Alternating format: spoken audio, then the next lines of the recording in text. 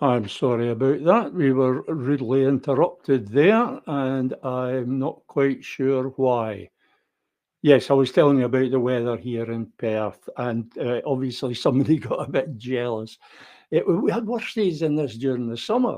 This is great. I love it when you get to the middle of October and there's still people sitting outside in the cafes and that with a glass of wine or a cold beer.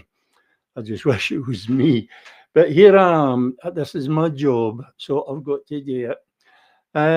What am I on the day? I'm still stinging. I'm still stinging from the weekend, from the SNP conference and the carry on there. That still rankles. Obviously, still rankles with a lot of people going by the noise on social media and the comments in the national below the line comments in the national.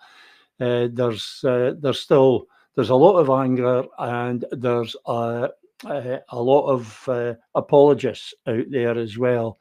The but more on that later. First of all, it may have seemed bad to you, the SNP conference, but Seamus Logan, MP, SNP, obviously, he tried to sweeten the pill a wee bit. So, with an article in a column in the National today. Aberdeen proved that SNP can debate, disagree, and still move forward. Well, I'm very dubious about that, Seamus. I felt compelled to write a reply to this. So, it's gone online by now, but apparently it hasn't. That's me. There it is. And screen just needed a wee refresh. The Gremlins are teasing. Yeah, I had to write a reply to that. So it's now a blog. It's called Sweetening the Pill with a question mark. If you can imagine bathing in a pool filled with Lyle's golden syrup, then you'll have a fair idea how I felt after the sugary confection of Seamus Logan's review of the recent SNP conference in Aberdeen. The SNP MP for Aberdeenshire North and Moray East ladles the saccharine praise for delegates and especially for John Swinney.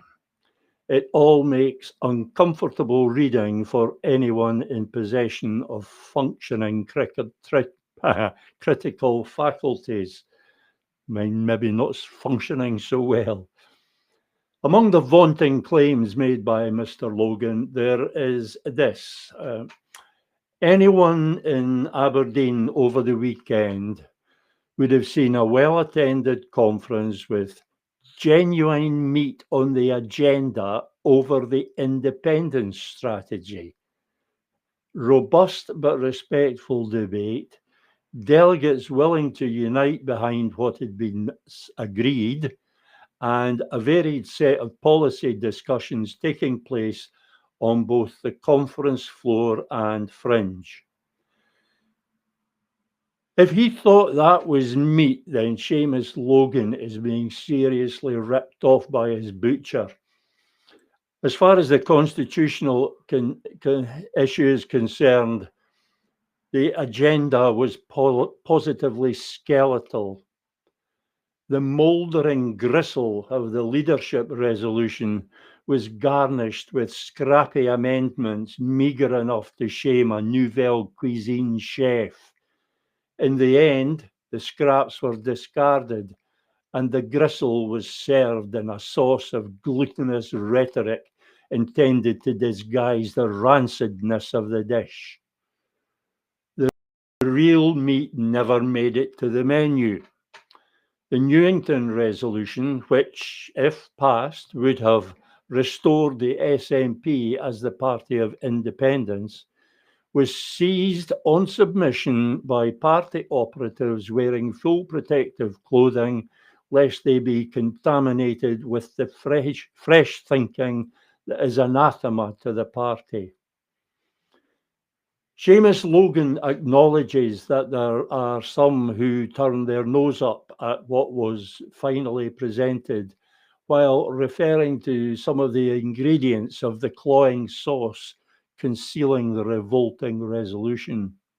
He says, I know there are still some who doubt our approach this time, but anyone who heard John Swinney speak on Saturday or Monday could hardly doubt his commitment, sincerity, or drive. Seamus imagines we don't know that commitment, sincerity, etc., are things politicians slip into and out of, like the rest of us put on and take off socks. But the phrase doubt our approach at least demonstrates that Seamus has mastered the art of understatement. I don't doubt the Swinney approach to the constitutional issue. I deplore, denounce, and deprecate it. On one point, I must agree with Seamus Logan. In his closing paragraph, he writes, the conference settled the process argument for independence, in present circumstances at least. Present circumstances being while the SNP is in power. I feel he's right. I suspect we are now stuck with a strategy which prioritises not the restoration of Scotland's independence, but maintaining SNP dominance and keeping the leadership clique in receipt of the rewards that come with elected office. The dish served up by the SNP is not merely unpalatable, it is toxic.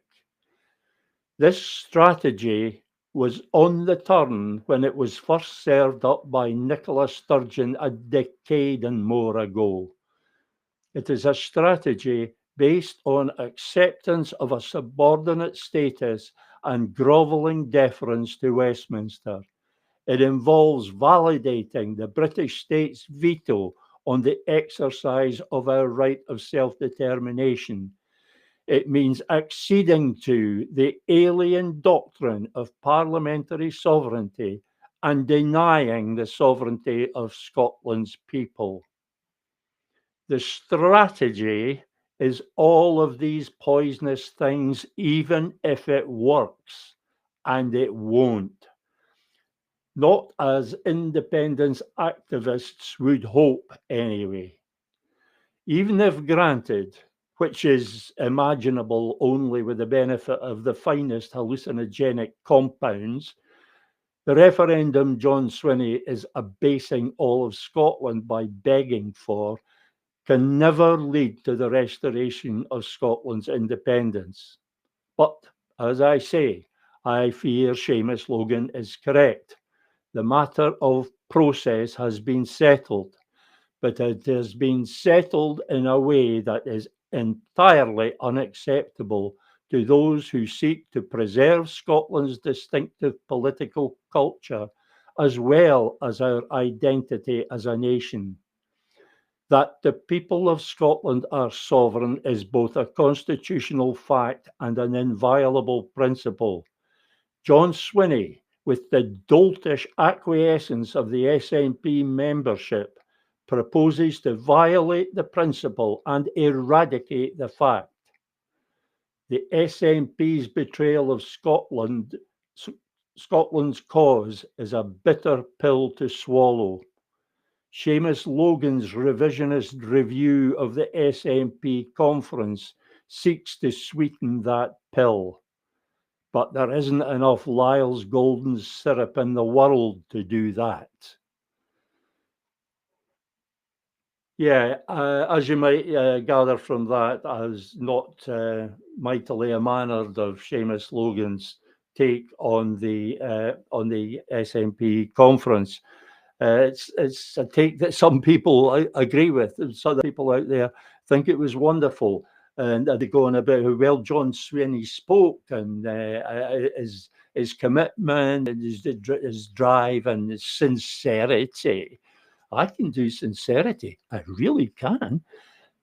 But they don't bother about what he actually said. They're not looking at the content. If they were looking at the content, they might think rather differently. But they're not bothered about the content. They're thinking only if John Swinney says, this is what will get a win for our team, then let's go with it. I cannot understand why people aren't prepared to scrutinise the SNP, and they want to deter others from scrutinising the SNP.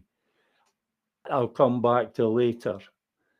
There's another item in the National today that I wanted to take a quick look at. Can the SNP win a majority in 2026? Experts give their verdict. There's some things in this article, never mind the fact that the experts' verdict, although they're too polite to say it, is that John Swinney is an idiot. He may not be. He may not be an idiot. He may have reasons for what he's doing, because if the SNP, as is more than likely, if the SNP fail to get that majority, they'll have got the extra votes anyway. But if they fail to get the majority, John Swinney has a ready-made excuse for not doing anything, or doing the nothing which he's best at.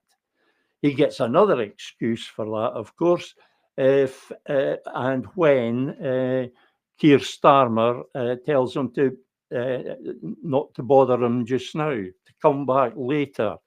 Don't call us, we'll call you. That's two excuses he's got for doing what he's best at. Nothing. I've rarely seen a man work so hard at doing nothing. I know I've said that before, but after that conference, yeah, it's true. It's painfully true. Back to this article about whether the SNP can actually get this clear majority of SNP MSPs, which, as I say, is vanishingly unlikely. There's phrases jump out at me from these sort of articles, and there's one here which is part of the narrative. It's not a quote. It's an article written by Hamish Morrison. I don't know Hamish. I just know that he writes things like this. He refers to the promise of an independence referendum is on the table. No, it bloody isn't, Hamish. There is no promise of an independence referendum on the table.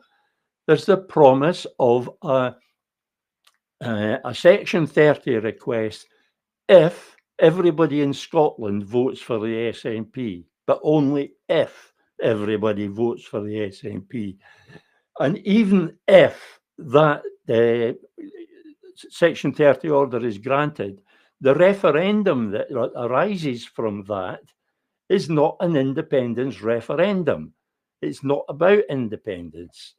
It's about the SNP staying in power. It cannot be about independence. It cannot be a proper constitutional referendum, because the British state has the final word. In a proper constitutional referendum, the people have the final word. In a Section 30 referendum, Westminster has the final word. So, sorry to tell you, Hamish, but that is wrong. It is just wrong.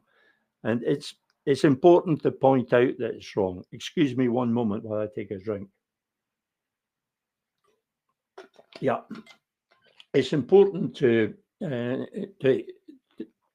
stress how wrong this is, because people get deceived by this.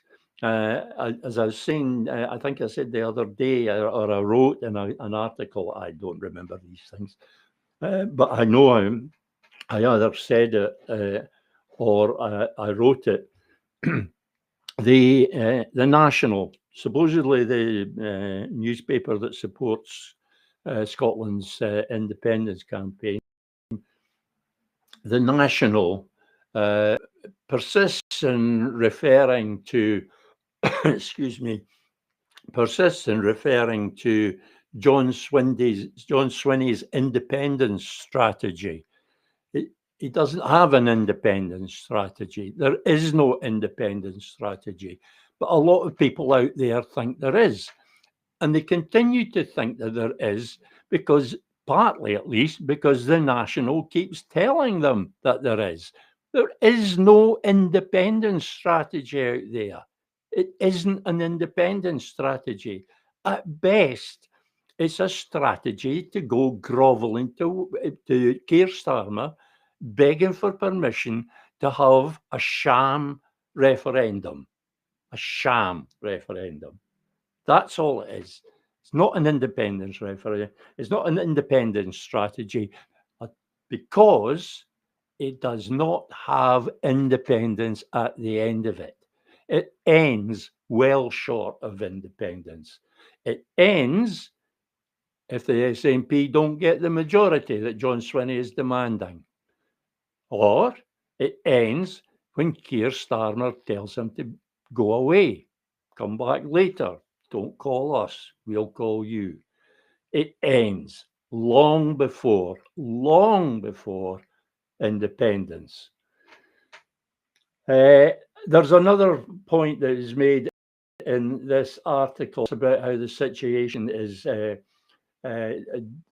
very different now, and that in 2011 we had an Alex Salmond government that had been in government for 4 years, and I think it's generally agreed that he'd done rather a good job by the standards that we're accustomed to in the UK anyway. He did a very good job. His government did a very good job. I would argue that even John Swinney did a good job at that time as finance minister. He was finance, yes, he was. And it's different now. It's different now because the SNP is different now. They've been in government 20 years. That alone makes a difference because in 20 years, you accumulate a lot of missteps and misjudgments and errors. All governments make them, but they accumulate over time. And the media tends to remember the cock-ups rather than the small victories. But it's different now, partly because the SNP has been in power so long, but also because their style of government is different. The name I gave to the term I came up with to describe Alex Salmond's style of government was what was it again? Oh, yes. Principled pragmatism. Principled pragmatism. That's what it was. It was a case of whatever gets the job done, but the red lines, never cross the red lines. And that, to me, characterised Salmond's government, the way they operated. They looked at things rationally and pragmatically, and they actually looked for solutions, not for what would be popular with voters or what was going to go down well with the party or even what was going to please the media.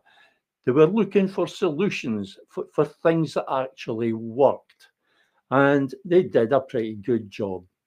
Now we have an SNP government which is driven by, I should also say that Alex Salmond's government was also driven by the independence imperative. That's the two factors, the principled pragmatism and the independence imperative. These were the things that that motivated Salmond's government.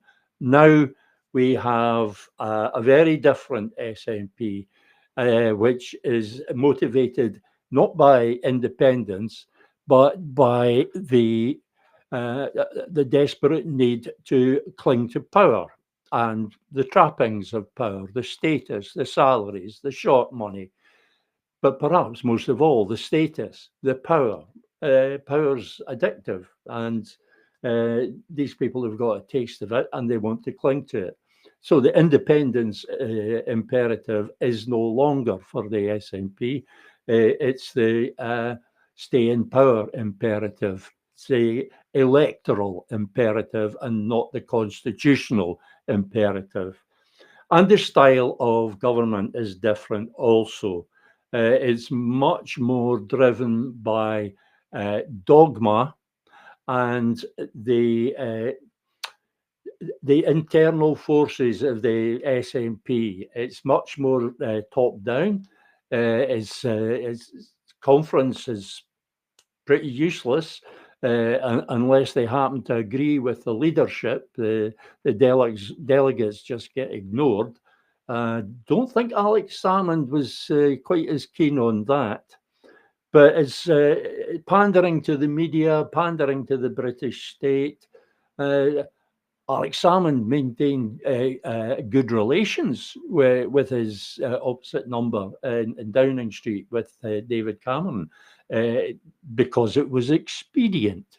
But what we see with John Swinney and others is it's craven pandering, or it's forelock tugging. They genuinely treat Scotland as subordinate, and they act like a colonial administration. And to be an independent nation, your government must be acting like the government of an independent nation. Your parliament must be acting like the parliament of an independent nation. You've got to take that action first and then take the people along with you. So long as you have a base of support, this idea that you have to have a majority, that you have to have the battle won before you engage, is just idiocy. We have somewhere around 50% support for independence. That's a lot more than a lot of nations had in the past. But because they've taken action, because they've gone for it, they took the people with them. They took the people to places the people didn't know they could go. Now that is true leadership. John Swinney, he's no leader. He's barely ready to go to places that we're allowed to go. Never mind places that we aren't. No, it is totally changed. The style of government and the circumstances and the wider environment has changed as well. So I think pretty much the unanimous verdict of the experts was that it's pretty much no chance. But I never use the word impossible for these things because there is always that possibility. 2011 taught us that there is always that possibility. In 2011, it was thought to be impossible that there could be a majority government for any party. But it proved that it was possible. However, the circumstances are very, very different, and they are not conducive. They're very much not conducive to John Swinney's ambition to engineer the fluke of 2011, because it was a fluke. Nobody planned that. Alex Salmond certainly didn't plan it. He was as much taken by surprise as anybody, which is why he had to deliver a referendum. After that result, he had to deliver a referendum, and pretty much immediately.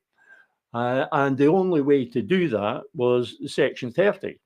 So that's why he was forced into that. I'm pretty sure it wasn't his first preference, but he was forced into that situation by these circumstances. And I suspect David Cameron, everybody was taken by surprise. So the 2014 route referendum emerged out of very different circumstances, making comparisons between now and 2011, the 2011 to 2014 period, making comparisons is very dubious. To imagine that you can replicate that chunk of history, just take it up and do it again, but do it intentionally, without all the actually engineer all the coincidental things that went together to let 2011 happen. This is what John Swinney imagines. Or does he? Perhaps he's well aware that it's not going to work. Like I said earlier, it gives him his excuse for taking no action.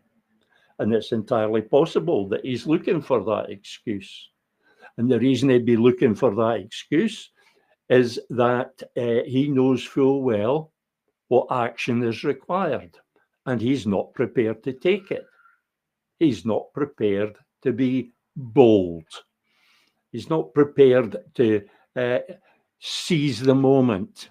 He's not prepared to stop grovelling to Westminster, stop deferring to Westminster. He's not prepared to act like the First Minister of an independent nation.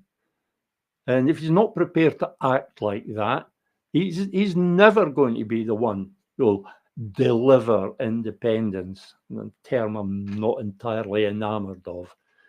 No, John Swinney is either a fool or he knows perfectly well that his so-called strategy is doomed to fail, and to fail badly as far as everybody else is concerned, certainly badly as far as those who are foolish enough to think that it can lead to independence.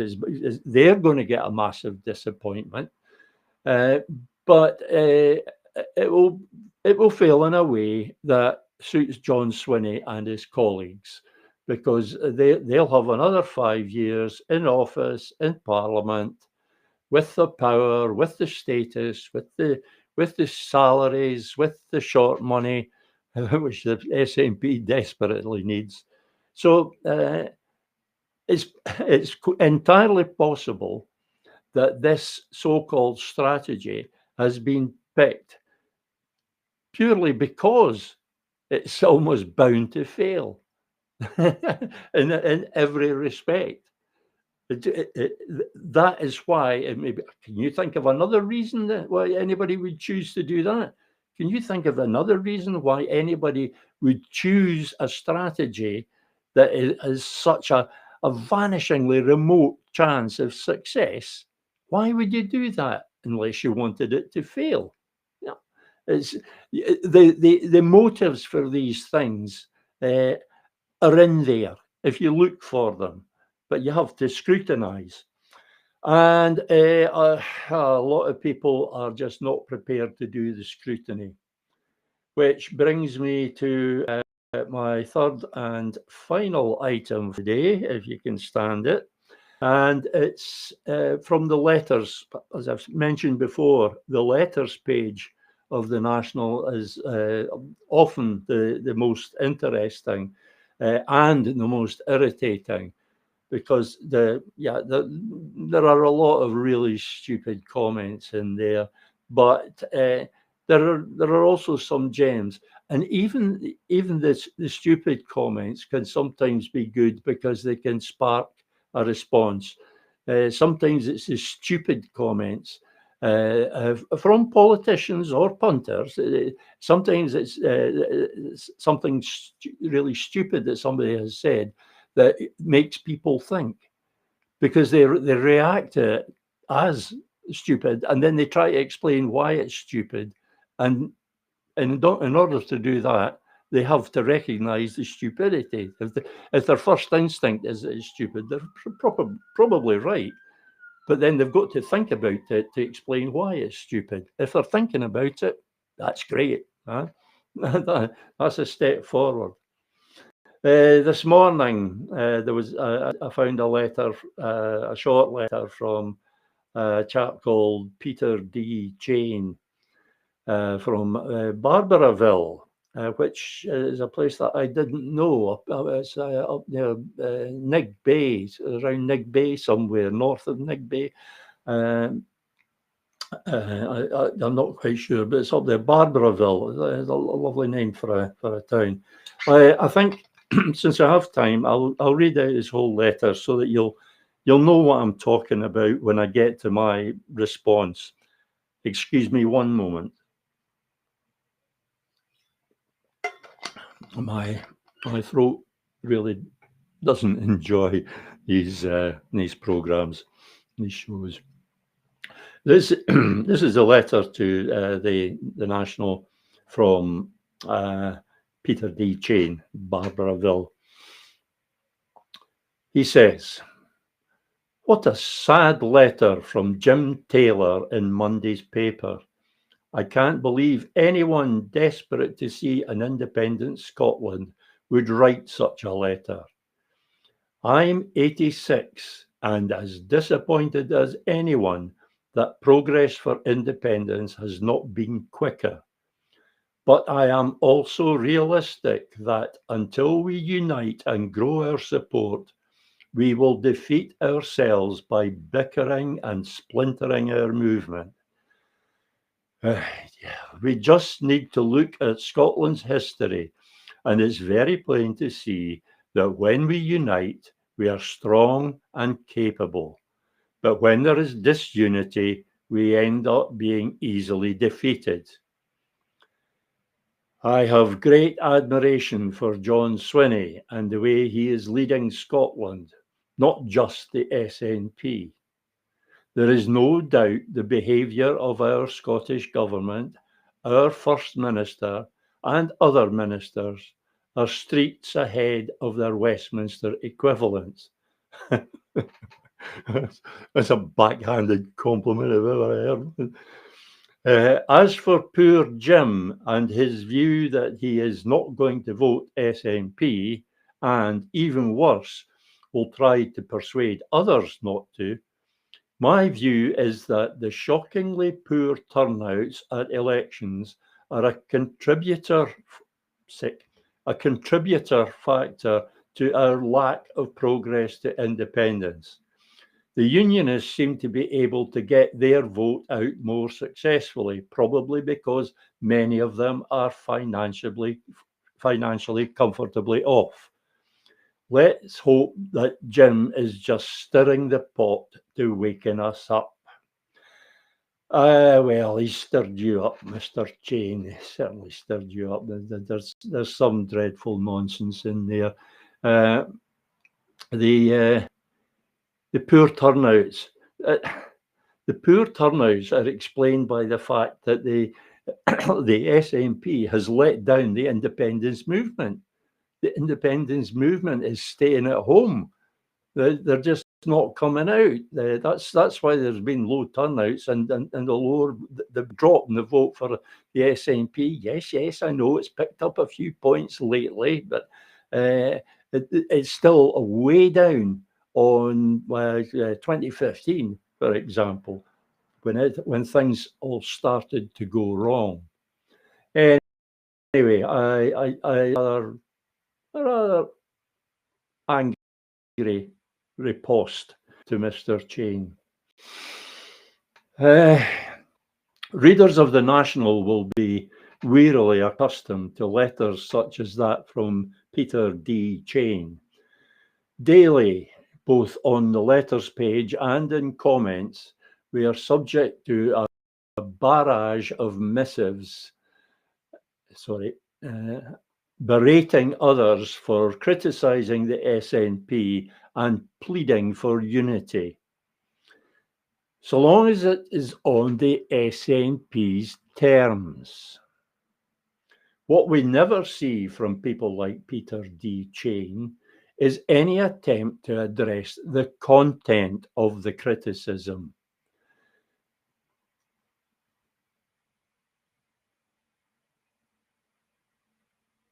Sorry, my throat just went there. What we never see from people like Peter D. Chain is any attempt to address the content of the criticism. They have no defence against the charges. They have no answer for those who find faults and shortcomings. They have no counter argument to offer those of us who scrutinise the SNP's past record, present performance, and future plans and judge any or all unfavourably. Rather, Peter D. Chain and his ilk would have us forget the failures of the past, turn a blind eye to errors and misjudgment, and remain oblivious to the true nature and implications of the party's proposals. They urge us to abandon our critical faculties and forego the scrutiny due all politicians and political parties as the price of unity. They ask us to be silent and still in the face of dishonesty and deceit. They demand that we tolerate treachery and betrayal in the name of Scotland's cause, just as they tolerate treachery and betrayal in the name of partisan advantage. Since 2014, I have watched as the SNP transformed itself into the epitome of a colonial administration. I have seen opportunities to advance the liberation struggle squandered through gross ineptitude or malign intent. I looked on in horror as the membership of the SNP approved a strategy which prioritises not the restoration of Scotland's independence, but maintaining SNP in power and keeping the leadership clique in receipt of the rewards that elected office entails. And Peter D. Chain tells me I should say nothing. I say he can get to yon place. See, I do try to avoid swearing on this, but they try to lure me into it. They try to force me to swear. They're forever at it. You know, they're trying to force me to swear online, but I won't do it. Well, I might. There's stuff there that would make a saint swear, as the saying goes. This is deplorable. All political parties and all politicians must be subject to constant scrutiny. They should be subject to constant scrutiny by the media, but the media abandoned that responsibility many years ago, perhaps 30 years ago. The media no longer do the kind of scrutiny. Referring back to what I was saying about the article on the SNP's chances of getting that majority, where there was a reference to there being the promise of an independence referendum on the table. There is no such thing. And there are constant references to John Swinney's independence strategy when he has no such thing.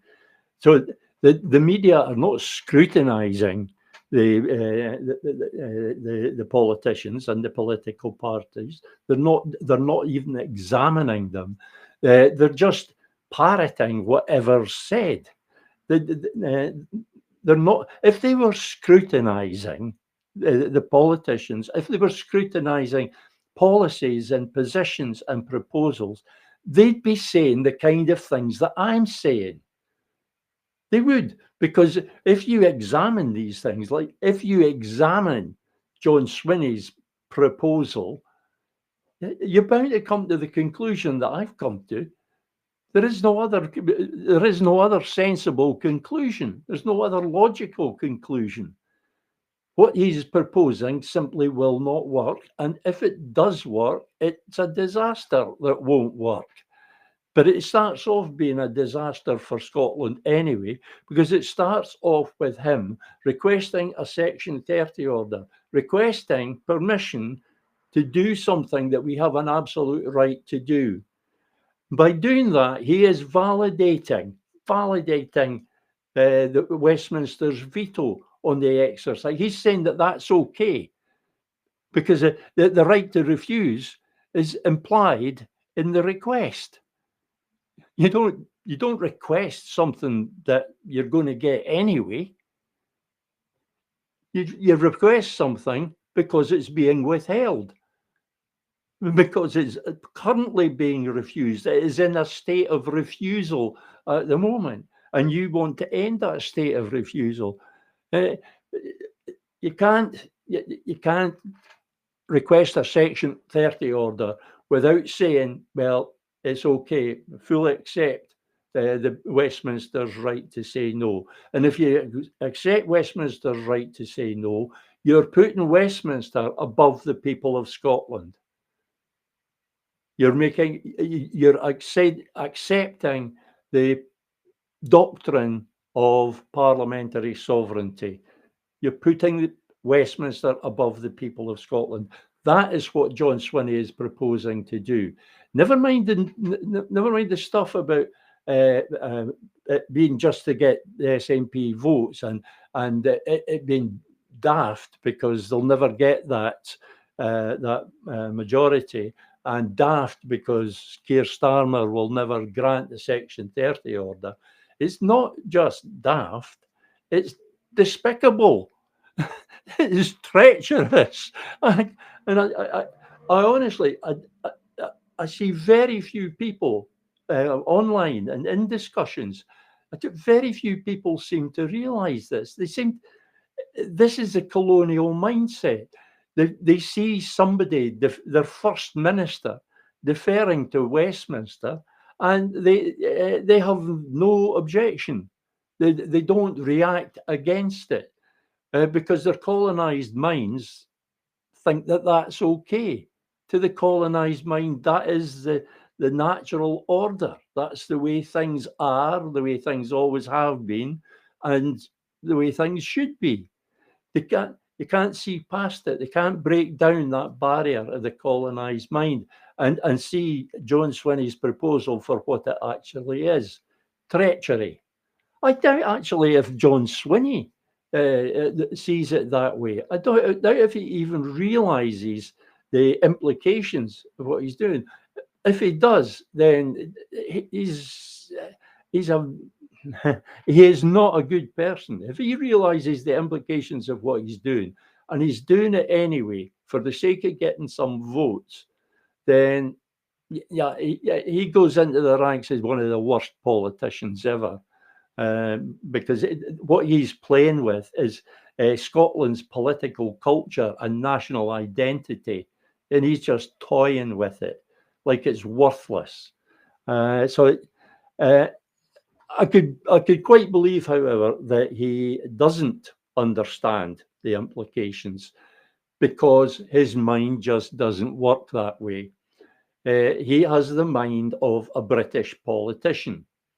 He's working within the British system. This was always a danger. I talked about this years ago. This was always a danger for the Scottish National Party, that they had to wear two hats. They had to be the party of an independent Scotland and also the party of devolution.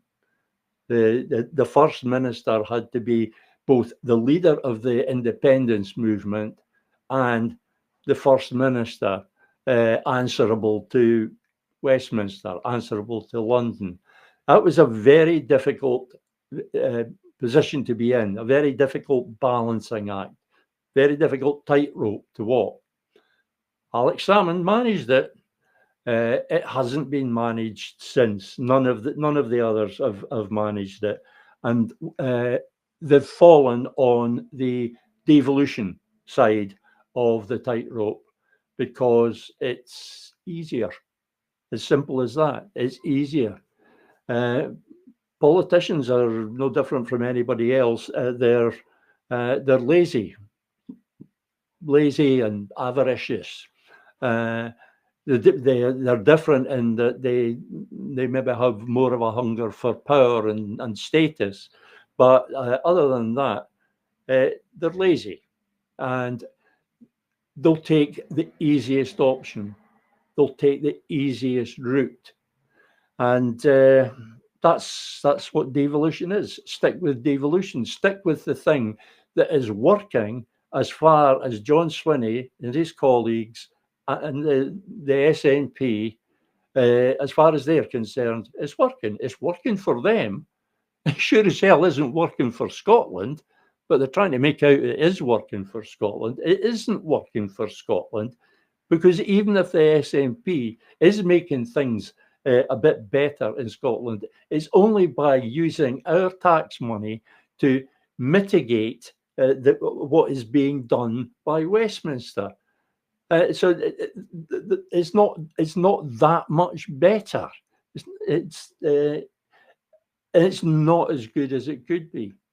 That's the other thing. That's a thing that I very seldom talk about, but because I like to stay focused on the how of independence and not being independent. It's the becoming independent that I want to focus on, because obviously, to my mind, if not to others, the becoming comes before the being.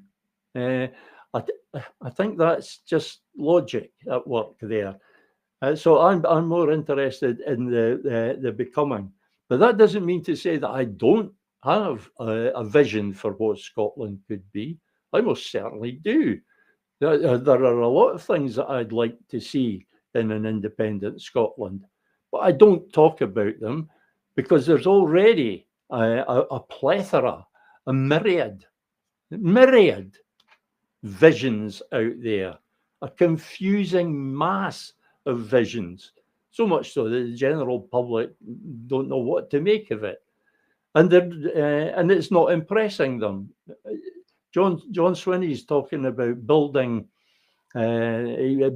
support by showing competence, but people aren't impressed with governments boasting about their competence. When they're competent, they're only doing their job. People notice when they're not doing their job. When they do something right, that is just them doing their job. People notice when they do things wrong.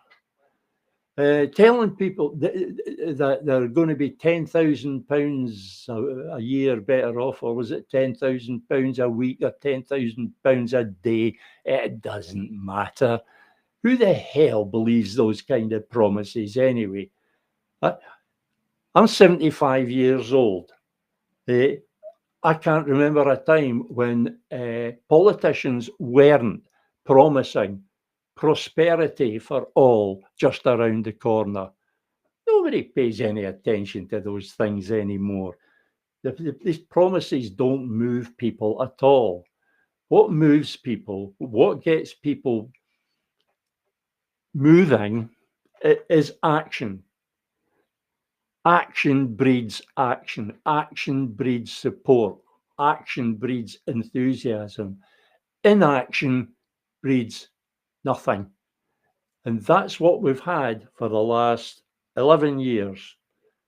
Inaction. Pusillanimous procrastination. A phrase I came up with that people seem to enjoy. But that's what it is. They're just too cowardly to confront the British state. It's a sad state of affairs, a very sad state of affairs. I'm attending the Liberation Scotland AGM just across the road in the Salutation Hotel, conveniently enough, this Saturday. And I'll be sounding out some of the people there, because that's one crowd where you can get a serious conversation about the constitutional issue. And also next month, November, I think it's the 18th. It is the 18th of November. I'll be going through to Glasgow, somewhat less convenient, for the latest Independence Forum Scotland convention, their autumn convention, at which the afternoon has been given over to discussion of the how of independence, how it actually make it happen, the actual process. And I've seen the agenda, and as far as I can make out, I will be the only one talking about an actual process. But I'll be talking to people both at the Liberation Scotland AGM and at the IFS Autumn Convention. I'll be talking to them about, especially at the latter, because I have to do a presentation, which I must get round to preparing. I'll be talking about a strategy, a well worked out strategy, a strategy that's been mulled for many years. It's been altered, it's been amended, it's been commented on and criticised. So occasionally there is sensible criticism of it by people who have actually read the material, very occasionally. But it's now a strategy that I don't see how it can possibly be introduced. I don't see how we can possibly get there. It very much depended on and all the independence parties adopting the manifesto for independence. Well, it's quite clear that the SNP is not going to do that now. It wasn't even discussed. One of the things that Seamus Logan said in his sugary confection was that there was open discussion of all the alternatives. I think he actually used the phrase "all the alternatives." That is untrue, Seamus. That is just untrue, because we all know, or those of us who've been paying attention know, that the really important resolution, the radical resolution, the Newington resolution, was sabotaged, dumped before it ever even got near the agenda. It was just dumped. It wasn't allowed anywhere near. The things that were allowed as amendments, not as standalone resolutions, they were allowed as amendments because the leadership knows that conference is generally reluctant to amend leadership resolutions. I don't think there was any motion to remit back, but that would be about as far as anybody would go. They were unlikely to vote against the resolution because it was the leadership resolution. And even if one of the resolutions, the one championed by Graham McCormick, for instance, even if it passed, then it would allow John Swinney to drop the SNP only aspect of his own strategy, which he must be beginning to realise has been a bit of a disaster.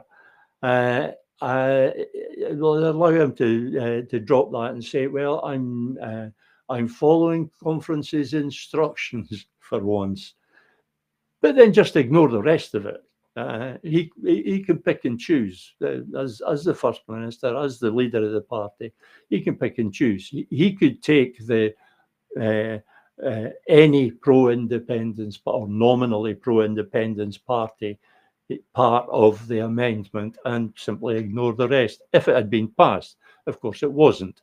And these amendments were only allowed because A, there was very little chance, vanishingly little chance of them being passed, and B, they weren't going to do a great deal of harm. They weren't going to put a dent in the leadership resolution, even if they had passed. Okay, we're nearly at the end of our time, and my throat is telling me that we're nearly at the end of our time. On Sunday, I'll be back 10 o'clock Sunday morning, And I'll be joined in the later part of the show after I've had my Sunday morning rant. I'll be joined the second half of the show by uh, Stephen Duncan. Sorry, I'm desperately trying to remember what it is that he's looking at. I should have had a note of that because my memory is dreadful. But you know damn fine it is going to be something interesting that and possibly controversial. Stephen's number crunchings have been that ever since he started, both interesting and controversial, and that's the kind of thing we like. Anyway, I'm going to call it a day. I'm going to let you out of school early uh, so as I can go and have a beer and get it as a treatment for my throat. And I'll be back with you on Sunday. Bye for now.